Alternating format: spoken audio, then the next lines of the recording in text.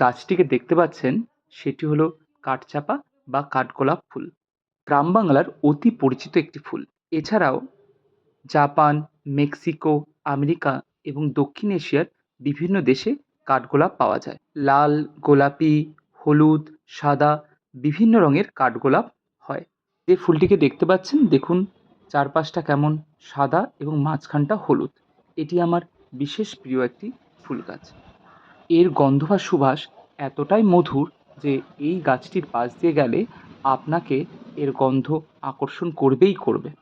এটি একটি পর্ণমোচী জাতির উদ্ভিদ। শীতকালে এই গাছটি সুপ্ত অবস্থায় চলে যায়, সবকটা পাতা ঝরিয়ে দেয় এবং বসন্তে আবার নতুন পাতা গজায়। গ্রীষ্ম এবং বর্ষায় প্রচুর পরিমাণে ফুল দেয়। আপনার বাড়ির বাগানে বা ছাদ বাগানে আপনি কাঠগোলাপ করতে পারেন। কাঠগোলাপ খুব অল্প পরিচর্যায় এবং ছোট্ট টবে করা সম্ভব, যা আপনার মনকে অনেক আনন্দ প্রদান করবে।